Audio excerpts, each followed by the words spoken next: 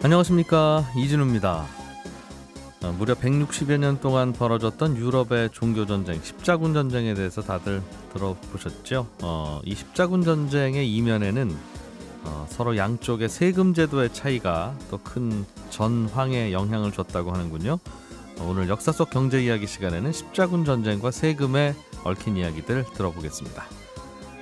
하루 종일 인터넷을 보고 스마트폰을 들고 필요한 걸 바로바로 찾을 수 있는 편리한 디지털 환경 속에서 우리는 살아가고 있는데, 그러다 보니 점점 생각할 일은 줄어들고 바로바로 찾으면 뭔가 나오기는 하는데 또 계속 찾아야 하는 피로감 쌓이고 있는 것도 같죠. 오늘 좋은 책 함께 읽는 체크리스트 시간에는 디지털 시대의 이런 부작용과 피로감을 어떻게 해결할지에 대한 내용을 담고 있는 퓨처 마인드라는 책을 함께 읽어보겠습니다. 손에 잡히는 경제 플러스 광고 듣고 시작합니다. 유럽과 이슬람 국가에서는 십자군 전쟁을 치르는 동안에 세금 제도가 정교해지고 자리를 잡았다고 합니다. 오늘 역사 속 경제 이야기 시간에 십자군과 세금의 연관관계 또는 이야기에 대해서 좀 들어보죠. 역사 스토리텔러 썬킴 씨 나오셨습니다. 어서 오세요. 안녕하십니까. 세금 꼬박꼬박 잘 내는 썬킴 인사드리겠습니다. 네. 그러시죠? 우리 이 기자님도. 저는 뭐 세금 낼 일이 많지 않아서. 왜요? 뭐 벌어야 내죠. 아니, 이 기자님이 못 보시면 저희는 일단 그 세금이 그럼 언제부터 우리가 인류가 내기 시작했나 살펴보면은 굳이 따지면은 10,000년에서 15,000년 정도 전에 그 신석기 시대 때부터 세금이 생겼다라고 보는 게 정설인데 그 신석기 시대가 아시다시피 처음으로 우리가 정착을 해서 농사를 짓기 시작했잖아요.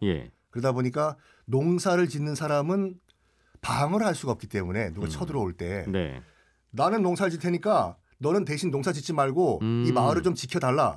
그 대신에 네 먹을 건 내가 제공해주고 약간 보너스도 주겠다. 라고 해서 자기 식량을 떼서 조금 주기 시작한 것이 세금의 원조다라고 보통 보거든요. 그럴 수 있겠네요. 세금이 참 인류 역사상 뭐 이 기자님과 저는 꼬박꼬박 잘 내지만 세금 때문에 골머리를 아픈 친구들도 있었어요. 비틀즈가 세금과 무슨 관계가 있어요? 비틀즈가 많은 분들이 폴 맥카트니와 그 존 레논의 갈등 때문에 해체를 했다고 알고 계시는데 세금 때문에 해체한 겁니다. 왜요? 설명해 주세요. 그 비틀즈가 활동을 했던 당시만 하더라도 영국 노동당 정부가 이 고소득층의 최대 80%에서 90%의 그 소득세를 매겼거든요. 100원 벌면 90원 세금 내라. 노동당 정부가. 폴 맥카트니와 존 레논이 이건 있을 수가 없다. 우리가 롤링스톤즈 같이 프랑스 파리로 우리가 주소를 바꾸기도 그렇고 이거 어쩌 하다가 어디서 주워 들은 거예요. 털어내는 회사 하나 만들자. 비용 처리해가지고. 그래가지고 애플사가 역사적으로 두 가지가 있는데 그 우리가 알고 있는 컴퓨터 회사 애플이 있고 그 이전에 이 비틀즈가 만든 애플사가 있는데 이건 우리가 현재 알고 있는 그 연예 기획사라고 보시면 돼요. 뭐 기획도 하고 음반 제작도 하고. 근데 그 비틀즈가 이 애플사를 약간 세금 털어내는 목적으로 만들었어. 비용 처리하려고. 뭐 고급 승용차도 사고. 야, 이거 빨리빨리 오늘까지 써야지. 우리가 세금 덜 낼 수가 있다. 써라. 이런 식으로. 근데 문제는 그 애플사의 숫자를 잘 아는 친구가 한 명도 없었어요. 대부분 동료 아티스트들을. 기타 치는 누구? 김태원. 너 베이스 치는 누구 와가지고 너희들이 장부 좀 관리 좀 해라 라고 하다 보니까 엉망진창으로 관리가 된 거죠 이게요. 오히려 돈을 더 쓰게 돼가지고 1970년도에 이 애플사가 파산을 하는데 파산 직전까지 가다가 이 존 레논이랑 폴 맥카트니가 되게 싸웠다고 해요. 너 때문에 그렇다고. 네가 먼저 하자고 하지 않았냐.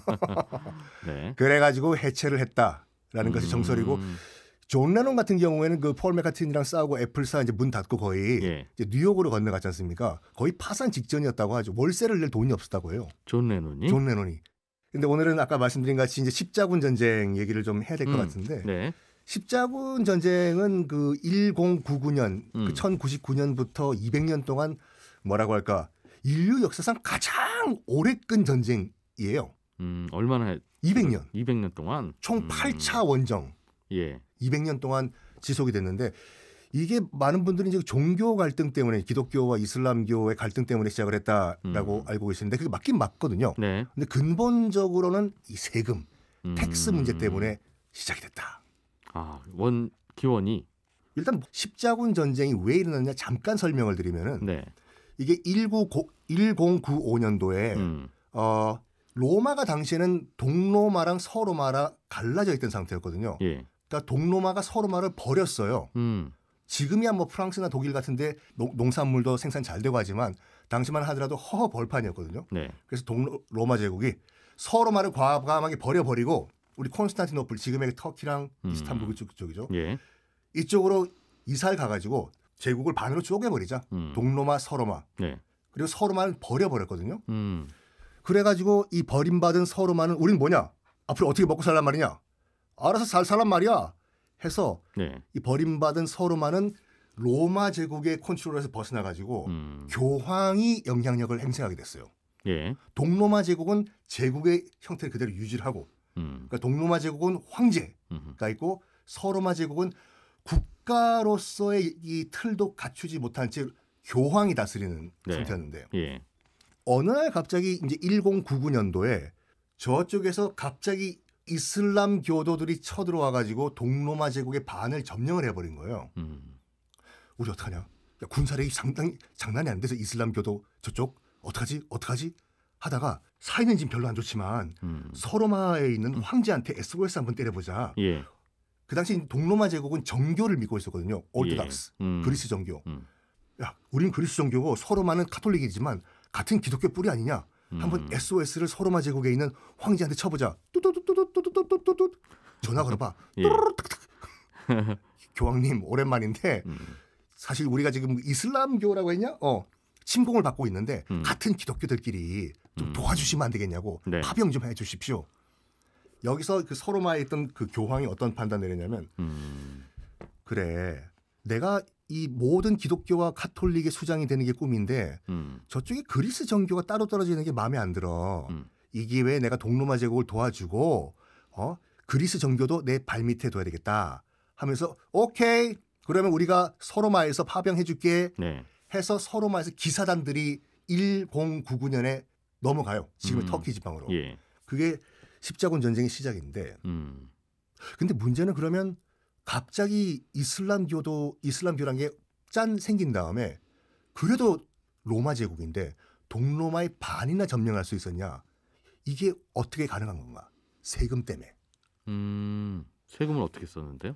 그 모하메드가 이슬람교를 창시한 게 610년이거든요. 예. 610년부터 불과 100년 사이에 지금 아랍, 중동, 팔레스타인을 넘어가지고 북아프리카 그리고 바다 건너가지고 스페인 남부 거기까지 거대한 제국을 만들었거든요. 예. 이게 우리가 기본적으로 생각하는 무력으로는 절대 이루어질 수가 없는 세력 확장이에요. 100년 사이에 예. 거의 세계의 대륙을 다 휩쓸었지 않습니까? 비결이 뭐였어요? 돈, 세금. 세금은 어떻게? 이 로마 제국의 지배를 받던 기존 이 주민들이 처음에 당황을 했어요. 저쪽에서 누군가 몰려온다. 이슬람 교도들이다. 우리를 죽이지 마세요. 우리를 죽이지 마세요. 쳐들어온 이슬람 교도들이 뭐라고 얘기했냐면 우리가 그쪽을 왜 죽입니까? 우리는 안 죽입니다. 아니 우리 지금 마을을 지금 점령하셨는데 우리를 왜 안 죽입니까? 우리가 왜 죽여요? 죽이면은 세금 받을 사람이 없는데 에? 그러면 세금만 내면 우리 안 죽일 겁니까? 맞습니다. 세금만 내십시오. 그 전에는 그 마을 사람들이 세금을 안 내고 살았어요? 아니 어떤 기억이 있었냐면 로마 제국은 기본적으로 어떤 그 침공 전략이었냐면 침공하면 남자는 다 죽여요. 마을은 불태우고 여자와 어린이는 노예로 팔아버리고 예. 이런 악몽이 있는 상태에서 누군지는 모르겠지만 또 쳐들어온 거 아니에요. 예. 우리 죽었다 이제 3번만 살려주십시오. 했는데 저쪽에서 우리 왜 안 죽여요? 세금만 내시면 우리는 죽이지 않습니다. 세금 열심히 내십시오. 깜짝 놀란 거죠. 거기 또 파격적인 또 제안을 또 하나 더 해요. 그쪽은 종교가 뭡니까? 우리는 카톨릭이고 저쪽은 그리스 정교인데요. 아 그럼 이슬람은 아니네요. 개종해야 되나요? 아니요. 개종하실 필요 없어요. 원래 믿고 있던 종교 많이 믿으시고 세금만 내십시오. 그러니까 나름 감동 아닌 감동을 한 거예요. 예. 그러다가 하나 더 제안을 해요. 그 점령을 한 이슬람 교도들이. 예. 근데 이왕이면 이슬람교로 개종하시면은 세금 면제해드리겠습니다. 어차피 포교도 중요한 목적이기 때문에. 예. 그래요? 정말 돈 안 내도 돼요? 이슬람교로 개종하시면은 세금 안 내도 돼요. 너도 나도 자발적인 개종을 했었어요. 그랬더니 그게 더 오히려 큰 문제가 된 거죠. 야 오늘 이번 달에 왜 세금이 이렇게 안 거치니? 마을 주민들이 다 이슬람교를 개종했는데요. 큰일 났다 이거. 해서 오히려 이슬람 교도들이 네. 타 민족의 이슬람교 개종을 막았던 케이스도 있었어요. 세금이 안 거쳐가지고. 세금 때문에. 예. 그래가지고 이 세금 전략으로 급속도로 중동, 팔레스타인, 북아프리카, 그다음에 남부 스페인까지 세력을 확장을 한 이 이슬람 세력들이 방법이 세금을 미끼로. 그렇죠. 그래가지고 이걸 바탕으로 해서 동로마 제국을 침공하게 됐다. 예. 는 것이 정설입니다. 이왕 그 십자군 얘기 말씀 나온 김에 십자군은 대부분 기사들이 김기사, 박기사가 아니라 그 갑옷 입고 달려가는 그 기사들이 이제 주도를 해서 전쟁을 치렀거든요. 예. 우리가 약간 그 이 서구적인 시각에서 바라보다 보니까 이제 기사를 굉장히 뭐 멋있는 존재로 알고 있는데 그 당시 서유럽, 서로마 제국에 있던 기사들은 그냥 솔직히 말해가지고 그냥 동네 조폭들이었어요. 어느 정도였냐면은 영주가 있고 영주 밑에서 일반 백성들 주민들에게 세금을 때려 강제 징수하러 다니는 친구들이 기사들이었거든요. 예. 너무 백성들을 괴롭히니까 당시 교황청에서 기사들을 보고 너희들 앞으로 강제로 백성들한테 세금 뜯지 말라고 그리고 창, 칼 다 내려놓고 말썽 피우지 마! 그래가지고 무력 사용 금지령을 내려버렸어요. 교황이 기사들한테. 예. 그런데 부글부글 끓어오르겠죠 기사들도. 아니 우리야 무력으로 먹고 사는 사람들인데 우리 보고 칼을 쓰지 말라? 창을 쓰지 말라? 우리 보고 뭐해 먹고 살라는 거야? 부글부글 끓어 이 임계점에 달하는 그 상황에서 마침 지금 이슬람교가 동로마 제국을 침공을 했네요. 네. 이 얘기를 한 거죠. 너희들 근질근질하지? 칼 쓰고 싶지? 창 쓰고 싶지? 기회가 생겼어. 지금 저 이교도들이 말이야. 네. 지금 같은 기독교 계열인 동로마 제국을 침공했다고 하는데 너희들 거기 가서 칼 한 번 안 쓸래? 전쟁하러 가자. 예. 해서 기사들이 자발적으로 몰려갔다 이거죠. 기사도 정신이라는 거 있잖아요. 예. 기사도 정신이 우리가 굉장히 멋있게 생각을 하시는데 이게 교황이 왜 만들었냐면 워낙 통제가 안 되는 이 뭐라고 할까 무법 천지 집단이다 보니까 교황청에서 너희들 이것만은 딱딱딱 지켜라 라고 만든 게 기사도 정신이거든요. 주말에는 칼 쓰지 마라. 백성들에게는 뭐 무력을 행사하지 마라. 이것이 지금까지 내려온 것이 약간 멋지게 약간 포장돼서 나온 것이 기사와 기사도 정신이다. 그렇군요. 십자군 원정이 그래서 서유럽 쪽에서는 스트레스 풀러 간 거고 동유럽 쪽에서는 쉽게 당한 게 세금 때문이었다. 그렇죠. 뭐 이왕 서유럽 얘기 나온 김에 서유럽이 이제 나중에 발전해가지고 프랑크 제국이 되고 이제 프랑스가 되지 않습니까? 예. 우리 저기 이 기자님은 프랑스 혁명이 왜 일어났다고 보시나요? 뭐 좀 잘못한 게 있으니까 일어났겠죠. 잘못한 게 있다니까요, 진짜. 어떤 잘못이? 배고프면 케이크 먹으라고 했다면서. 그러니까 마리 앙뚜아네트가 뭐 빵이었으면 케이크 먹으면 되지 뭐 이런 말 했다고 하는데 그것도 약간 야사라고 해요군요. 그러니까 이제 문제 중심이 되는 것이 이제 루이 16세이지 않습니까? 예. 자기가 발명한 그 단두대 기요틴에 자기 목이 날아간 비운의 황제 예. 루이 16세. 루이 16세가 우리가 알고 있기로는 영화 레미제라블도 그렇고 굉장히 이제 농민들, 노동자들, 농노들의 고혈을 빨아먹고 그래가지고 바스티유 감옥을 박살내면서 시작한 것이 프랑스 혁명이다라고 네. 알고 있는데 사실 루이 16세가 굉장히 불쌍한 왕이었어요. 우리가 알고 있는 거와는 달리 굉장히 백성을 사랑했던 왕이었거든요. 그러니까 기요틴 만든 것도 단두대. 예. 그 전까지만 하더라도 도끼로 찍었거든요. 참수할 때. 그래서 불렀어요. 그 기요틴 박사라는 사람도. 예. 저기 백성들이 너무 고통스러워하는데 한 번에 이 형이 집행될 수 있는 좋은 거 한번 만들어봐. 야. 그래가지고 단두대를 만들어 왔는데 기요틴 박사가. 예. 그래서 그 단두대 이름이 기요틴이지 않습니까? 예. 처음에는 그 칼날을 기요틴 박사가 반원형으로 이렇게 만들었대요. 뚝 떨어지는 게. 예. 근데 실험을 해보니까 이게 잘 안 잘리는 거예요. 그래서 루이 16세가 저기 연필 좀 갖고 와봐. 이거를 칼날을 반원형으로 하지 말고 사선으로 이렇게 한번 만들어 봐봐. 네. 일자로. 그러면 굉장히 효과가 좋을 거야 해서 해보니까 이게 훨씬 더 잘 잘리는 거예요. 예. 앞으로는 이렇게 사선으로 해 했는데 자기가 그걸 당했죠. 근데 왜 제가 이런 말씀드리냐면 당시 프랑스 같은 경우에 세금을 누가 징수했냐면 귀족들이 징수했어요. 예. 그 조세 징수권이라고 있어가지고 백성들에게 강제로 세금을 걷어들인 다음에 자기들도 먹고 살아야 되잖아요. 중간에 몇 % 코미션 얻고 이걸 정부에게 넘기다 보니까 백성들은 정말로 죽지 못해 살던 그런 상황이었지 않습니까? 네. 그래가지고 노동자 농민들이 야 우리 더 이상 세금 내기 싫단 말이야. 세금을 내지 말자. 세금을 내지 말자. 이렇게 약간 징세 거부 운동을 벌리니까 루이 16세가 뭐를 하냐면 귀족들과 성직자들이 중간에서 가로채는 그 세금들이 상당히 많습니다. 국민 여러분들. 믿질 않죠. 국민들은. 그러면 이것을 조세 정책을 공정하게 처리할 수 있는 사람을 제가 한 명 구해오겠습니다.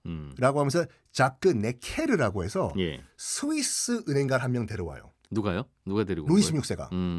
같은 프랑스인들을 쓰면은 여러분 안 믿을 거잖아요. 그래서 아예 제3국 인물 스위스인인 자크 네케르라는 인물을 데려와 가지고 우리나라 재정 업무를 맡기겠습니다. 세금 업무를 했는데 이 자크 네케르가 도착하자마자 한 게 뭐냐면 귀족들의 조세 징수권을 폐지를 해버린 거예요. 앞으로 귀족 여러분들 세금 걷어들일 권한 없습니다. 네. 당연히 귀족들은 저 뭐냐고 스위스에서 시계나 만들지 굴러 들어와 가지고 야 자크 네케르가 뭔가 물러나라. 네가 뭔데 우리 세금 징수권을 막 박탈하냐. 이렇게 또 자크 네케르 반 자크 네케르 운동을 벌이다 보니 자크 네케르가 나는요 공정하게 지금 일 처리하고 있단 말이에요. 증거를 대라고. 증거요? 무슨 증거가 있냐? 이거 보여드리면 되겠네. 당시 프랑스 정부가 갖고 있던 수입 수출 내력서를 다 공개를 해버린 거예요. 보십시오.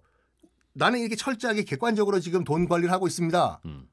딴에는 이 뭐라고 할까 좋은 의도로 그 공개했는데 딱 보니까 당시 프랑스 1년 수입의 10분의 1이 루이 16세로 가고 있네요. 이걸 보고 백성들이 우리의 원수는 귀족들이 아니라 알고 보니까 루이 16세 저 황제였다. 많이 가져간다 황제가. 네. 그래서 백성들의 화살이 귀족들이 아니라 황제한테 가버린 거예요. 그래서 일어난 것이 프랑스 혁명이다. 그 장부 보고 나서 프랑스 혁명의 원인은 여러 가지 설이 있는데 뭐 그 중에 하나 가장 유력한 설이 이것저것 다 마음에 안 들으셨겠죠. 세금 문제였다라는 것이 정서 중에 하나죠. 세금을 많이 걷어가는 바람에. 그렇죠. 하기야 뭐 세금 내는 거 좋아하는 사람은 없죠. 전 좋아하는데요. 뿌듯하세요 세금 낼 때? 네? 세금 낼 때 뿌듯하세요? 나라를 위해서 뭐 출연료도 원천 징수하시던데요? 역사 스토리텔러 썬킴 씨였습니다. 고맙습니다. 네, 감사합니다. 스마트폰을 비롯한 각종 디지털 기기들이 우리의 일상과 업무를 참 많은 면에서 거들어주고 있기는 한데 그 편리함이 때로는 또 불편함과 거부감으로 다가오는 때도 있죠. 그래서 한번 생각해 볼 것들을 던져주는 책이 있습니다. 오늘 체크리스트 시간에는 퓨처 마인드라는 책 함께 읽어보겠습니다. 김치영 경제뉴스 큐레이터 나오셨어요. 어서 오십시오. 네, 안녕하세요.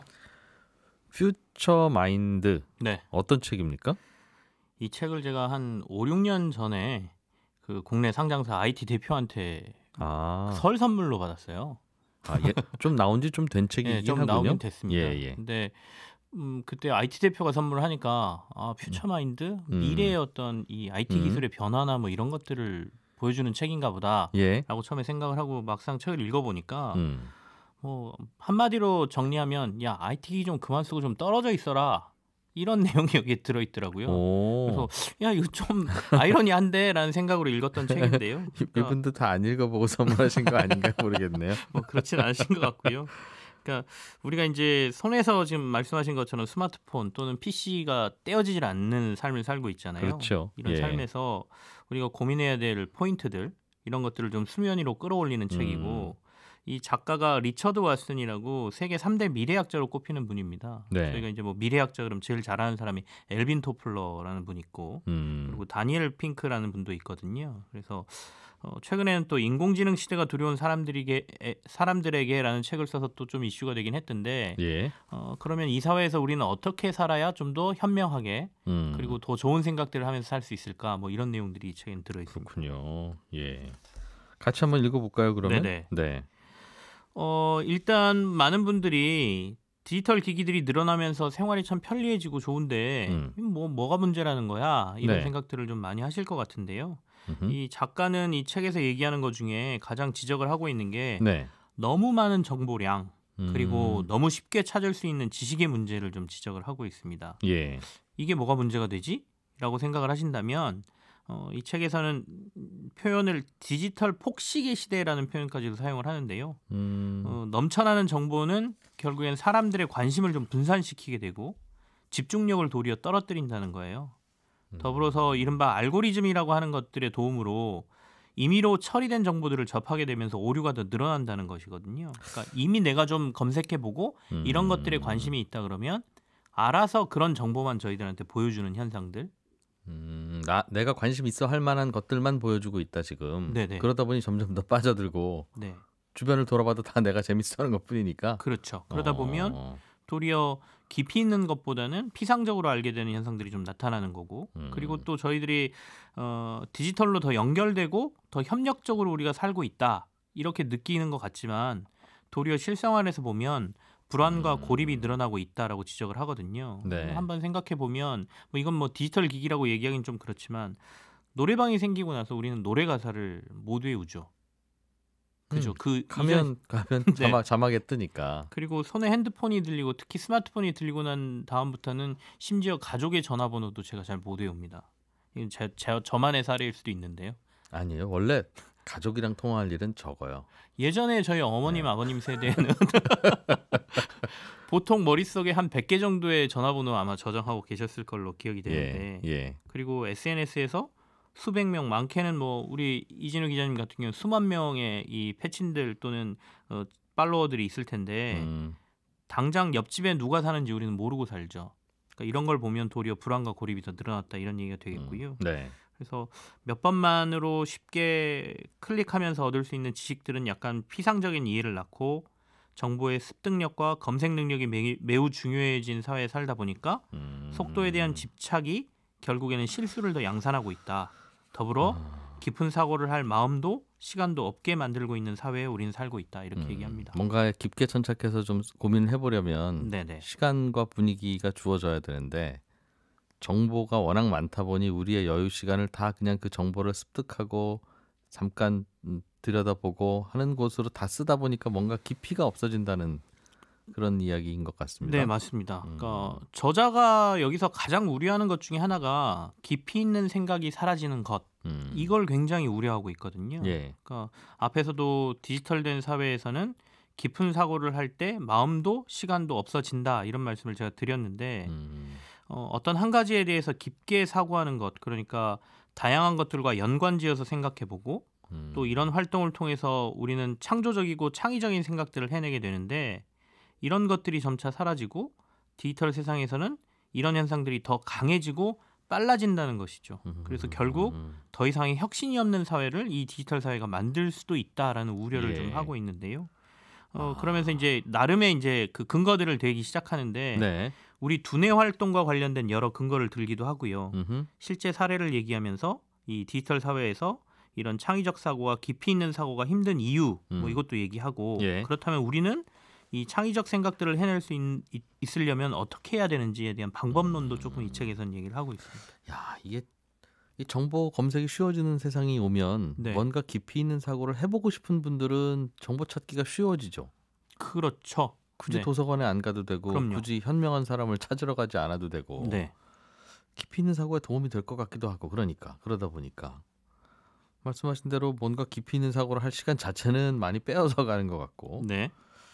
좀 그렇다 그러니까 이 디지털 기기를 버릴 수도 없고 안 버릴 수도 없고 그러네요. 이게 이제 어떻게 사용하느냐에 따라서 사람들한테 나타나는 효용은 좀 다를 것 같아요. 네. 근데 여기서 얘기하는 거는 평균적인 얘기를 지금 하고 있는 거지 않습니까? 그렇겠죠. 그렇다 보니까 아까 말씀하신 대로 내가 찾고 찾아서 깊이 있는 사고를 하기 위해서 다양한 정보를 습득하고 또 깊이 있게 들어가면 충분히 활용도 가능하긴 하지만 예. 이게 일반적으로는 그렇지 않다. 이게 우리의 뇌의 특성하고 굉장히 연관이 있다 이렇게 얘기를 하거든요. 근데 뇌의 어떤 특성 때문인가요? 다만 이 학자가 미래학자고 저도 뇌과학자가 아니니까 이 뇌과학자분이 제 얘기를 듣고 야 이거 잘못 얘기하는데라고 하시면 저는 반발할 근거는 없습니다만 이 책에 나온 얘기를 근거로 말씀을 드리면 네, 좀 더 마음 편하게 들어보죠. 그럼. 네. 인간의 두뇌는 원래 뭔가를 쉽게 믿는 경향이 있다라고 여기선 얘기를 해요. 이거는 호주 심리학자 코델리아 파인이라는 분이 이렇게 얘기했다라고 하는데 이거는 결국엔 인간의 두뇌가 게으르기 때문인데 야. 그냥 믿어버리는 게 더 쉽거나 경제적이다라고 뇌가 빨리 판단해 버린다는 것이죠. 그 말씀을 들으니 저는 몸은 굉장히 게으른데 네. 뇌는 안 게으른 사람이군요. 아, 그래요? 저는 모든 게 의심스럽습니다. 아, 그렇습니까? 네. 그래서 보통은 이제 예. 두뇌는 바빠지면 평소에 질문하거나 불신하던 일들도 그냥 믿어버리는 경향이 있다는 거예요. 예, 그럴 것 같아요. 예. 그래서 이제 우리 두뇌에 보통 정보를 통합을 담당하는 부정엽이라는 부분이 있는데 여기에 인식의 운송자라 불리는 감마파라는 게 또 존재를 합니다. 근데 이 감마파가 갑자기 너무 할 일이 많아지면 교착 상태에 빠진다는 거죠. 그러니까 그 얘기는 멍하니 가만히 있어 버린다는 거니까 뇌가 피곤하면 예. 예. 그러면 이제 결국에는 아까 뇌는 근본적으로 게으르다라고 했잖아요. 예. 그러니까 그냥 교착 상태에 있다가 그냥 믿어버리자라고 하고 믿어버린다는 겁니다. 예. 그러니까 결국에 디지털 사회에서는 아까 너무 많이 늘어난 정보량 이게 결국 우리 뇌의 특성과 만나서 우리의 깊이 있는 사고 자체를 방해해버리는 거죠. 의심을 한다거나 더 깊게 사고하는 것 자체를 뇌가 거부하고 그냥 그래 이게 맞을 거야 라고 들어가 버린다는 것이죠. 뇌가 피곤해지면 그냥 아무거나 선택해버린다. 네. 그리고 두 번째는 그런 것 같아요. 우리도 쇼핑할 때 네. 가끔 이제 티셔츠 같은 거 한 벌 하나 네. 사러 가면 왜 티셔츠 사러 가면 그렇게 이것저것 골라지는지 모르겠어요. 아무거나 사오면 되는 걸. 네. 그 여기저기 가게에 들려서 사러 다니다가 그 힘들고 지치면 그냥 아무거나 사오는. 처음 가서 처음 마음에 드는 걸 사버리는 게 나을 수도 있죠. 네. 그러니까 여기 뇌의 특성을 생각한다면. 그러니까 저는 항상 지칠 때 지갑을 열더군요. 네. 그리고 또 하나 지적하는 게 많이들 느끼실 텐데 우리가 디지털 세상에서 뭔가 컨텐츠를 보게 되면 수많은 하이퍼링크들이 거기에 숨어 있거든요. 예. 그렇다 보면 그걸 눌러서 다른 데에 들어가거나 옆에 떠 있는 광고들로 또 들어가거나 그러니까 방해하는 하이퍼링크들이 너무 많아서 네. 일반적으로 우리가 책을 읽는 것보다 집중력이 분산되고 그렇다면 결국에는 종합적인 사고 그리고 깊이 있는 사고를 방해하게 된다 이렇게 네. 얘기합니다. 왜 이 단어를 검색하게 됐는지를 잊게 되죠. 결국엔 그렇죠. 예. 한참. 타고 들어가다 보면 딴 거 보고 있으니까요. 그러면 이 저자는 이래서 저래서 깊이 있는 사고가 어려운 환경에 우리는 살고 있으니 네. 그러면 어떻게 해야 우리가 깊이 있는 사고를 할 수 있느냐 대안도 혹시 제시하고 있습니까? 대안을 제시하긴 하는데요. 이거 예. 들으시면 이게 뭐야 약간 이러실 수 있어요. 그러니까 약간 허무합니다. 예. 결국에는 잠시 멈추라는 거고요. 일종의 멍 때려라 뭐 이런 말하고 좀 비슷하고요. 예. 그리고 일부러라도. 네. 예. 디지털 기기하고 거리를 두라는 조언도 같이 나오거든요. 그러니까 아까 앞서 이제 두정엽 얘기를 했지 않습니까? 그러니까 너무 많은 정보가 들어오면 뇌가 교착 상태에 빠진다. 예. 이 교착 상태를 해결하기 위해서는 뇌과학자들도 그렇게 얘기하거든요. 사고를 멈춰라. 생각하는 것 자체를 멈춰버려라. 그러면 뇌가 들어온 정보들을 처리하는 시간을 갖고 처리하고 난 다음에는 조금 깊은 사고를 할 수 있다. 이렇게 얘기를 합니다. 그래서 들어오는 정보량을 줄이기 위해서는 스마트폰 같은 것들을 종종 일정 시간 만지지 말고 네. 뭐 하루에 한 2시간은 나는 안 할 거야. 멀리 두던가 일주일에 뭐 토요일은 나는 스마트폰 아예 안 만지는 시간이야. 예. 라고 해서 아예 떼어놔 버리던가 이런 행동이 정말 필요하다 이렇게 강조를 하고 있고요. 그래서 제법 재밌는 사례들도 이제 나열을 해주는데 예. 그 굉장히 세상을 발전시킨 발견들 이런 것들이 어떻게 나왔느냐를 보면 예. 그러니까 완전히 멍 때리거나 산책을 하는 등의 행동을 하라고 얘기를 하는 이유가 이제 여기에 있거든요. 그러니까 양자전기 역학 이론으로 이제 노벨 물리학상을 수상한 리처드 파인만이라는 사람은 군의 식당에서 우연히 음식을 담은 접시가 공중에 날아가는 걸 보고 접시가 왜 나? 누군가 던졌겠죠. 네. 근데 이 접시에 코넬 대학의 마크가 새겨져 있었는데 이게 빙글빙글 도는 걸 봤대요. 그러면서 이게 접시 움직임을 보면서 전자궤도에 대한 것과 비슷하겠구나를 떠올려서 전자궤도에 대한 방정식을 만들어내서 결국엔 노벨상을 탔고 그러니까 이거는 식당에서 생각해냈다는 거죠. 그다음에 김 기자님 이거는요. 평소에 머리를 비워야 네. 접시가 날아갈 때도 그런 생각이 우연히 탁 들 수 있다는 네네네. 말씀으로 아마 사례로 이 저자는 쓴 것 같은데 네. 저는 그걸 들으니까 네. 이분이 평소에도 얼마나 전자궤도에 대한 방정식에 그렇게 머리를 짜매고 살았으면 네. 접시 날아가는 거 보고도 그 답을 따올렸겠냐. 그러니 평소에 이런 거 하려면 이렇게 노벨상 받으려면 밤이고 낮이고 전자궤도로 네. 내 머릿속을 가득 채워야 된다. 맞는 말씀이세요. 이 책에도 그러니까 핵심은 그냥 멍 때리기만 하고 산책만 하라는 얘기는 아니거든요. 근데 책상에 앉아서 연구실에서 이것만 보고 있다 그래서 예. 정말 획기적인 생각, 창의적인 생각은 떠오르지 않는다라가 이 사람의 핵심인데 예. 근데 진짜로 계기가 되는 순간들은 모두 연구실의 책상이나 사무실의 책상은 아니었다는 거예요. 맞아요. 그런 얘기들의 몇 가지 사례들이 더 나오는데 이제 3M에서 포스트잇을 개발한 사람, 아트 프라이라는 사람은 교회 성가대에서 노래를 부르다가 이 아이디어를 떠올렸다. 그리고 우리가 잘 아는 해리포터를 쓴 조앤 롤링은 예. 자동차로 여행을 가다가 맨체스터하고 런던 사이에서 갑자기 해리포터에 대한 아이디어가 떠올랐고 넷플릭스는 리드 헤스팅스가 비디오 매장에서 연체료 $40를 지불하는 순간 아 내가 이런 서비스를 하면 돈을 많이 벌겠구나라는 걸 생각해냈지. 네. 물론 그 전에 아까 말씀하신 대로 다양한 연구를 하고 있었겠죠. 그러니까 네. 모든 번뜩이는 아이디어는 산책이나 딴짓을 하면서 나타났으니까 네. 너무 매달리지 마라 이런 얘기를 하고 있는 거죠. 알겠습니다. 그것도 말이 되죠. 뭔가 좀 쉬어야 또 그런 생각도 들기도 들죠. 네. 정말 쉬지 않으면 짜증이 났을 거고 네. 짜증이 나면 누군가가 접시를 공중으로 던질 때 또 어떤 녀석이 접시를 던지고 있냐. 혹시 나한테 화부터 났을 텐데. 네. 알겠습니다. 또 어떤 사례들이 나옵니까? 이제 보통은 이제 그 스마트폰 중독이란 말까지 요즘 나오지 않습니까? 그러면서 이 스마트폰하고 멀어지는 게 아마 쉽지는 않을 거예요. 저도 사실 이 스마트폰을 손에서 놓지를 못하거든요. 그리고 우리가 그 외에도 할 수 있는 일들이 뭐가 있을까? 좀 더 간단한 것들은 뭐가 있을까라고 하면 여기서 하는 조언 중에 회사 사장님들이 굉장히 들으면 싫어할 얘기들은 꽤 많이 나옵니다. 그러니까 아까 딴짓을 좀 하라고 했잖아요. 예. 근데 이 딴짓을 업무 중에 많이 하라고 얘기하거든요. 이 사람은.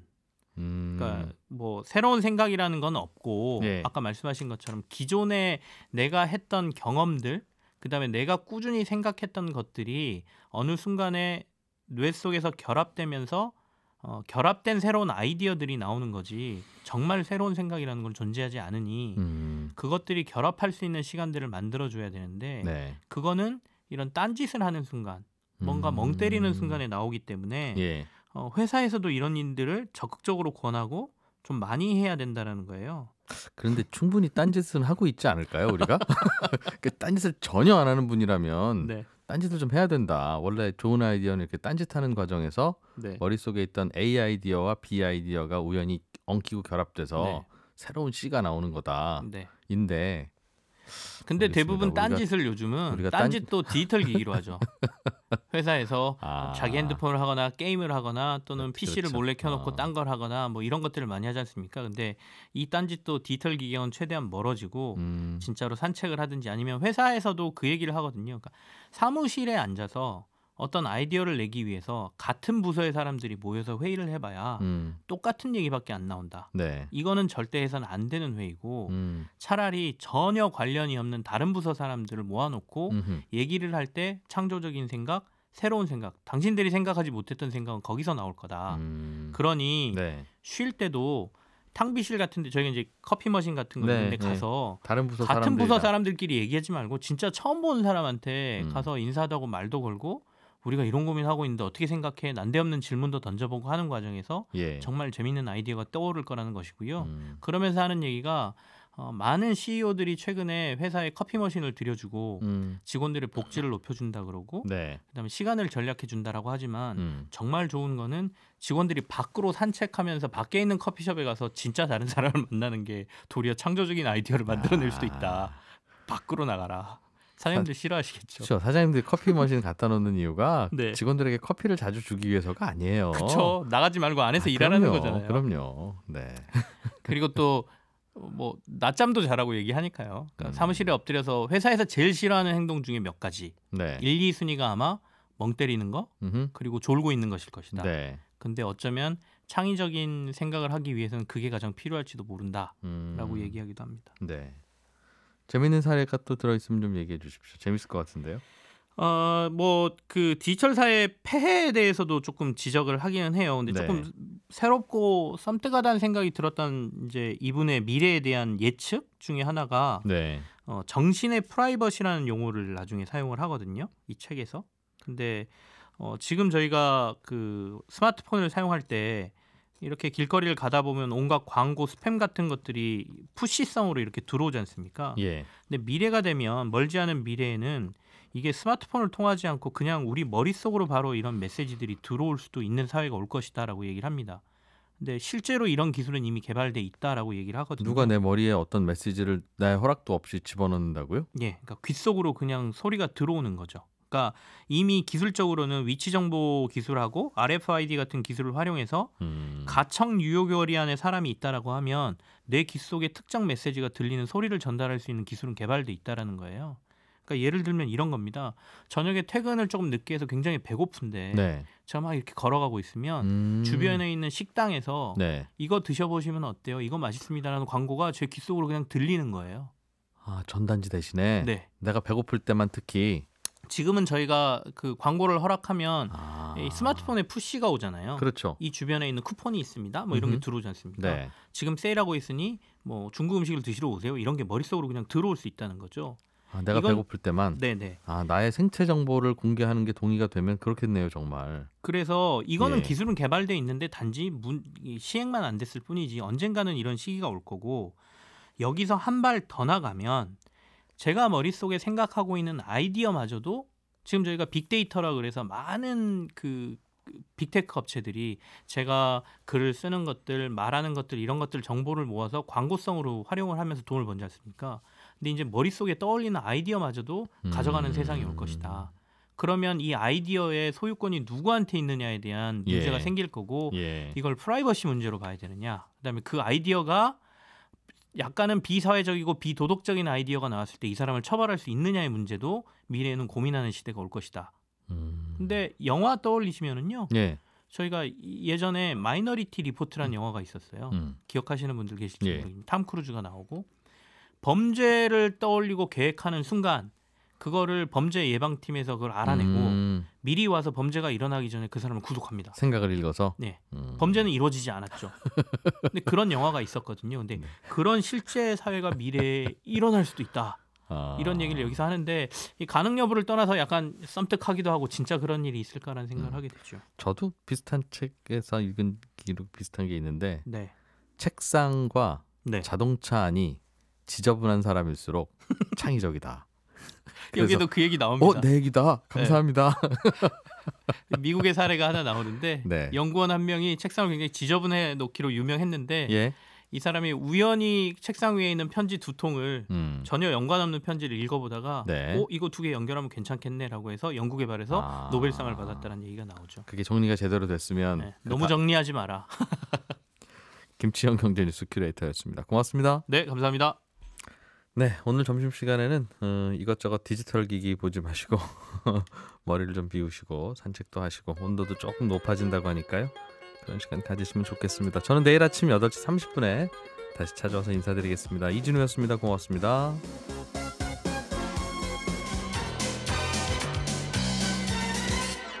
더 깊고 더 재미있는 경제 이야기 이진우의 손에 잡히는 경제 플러스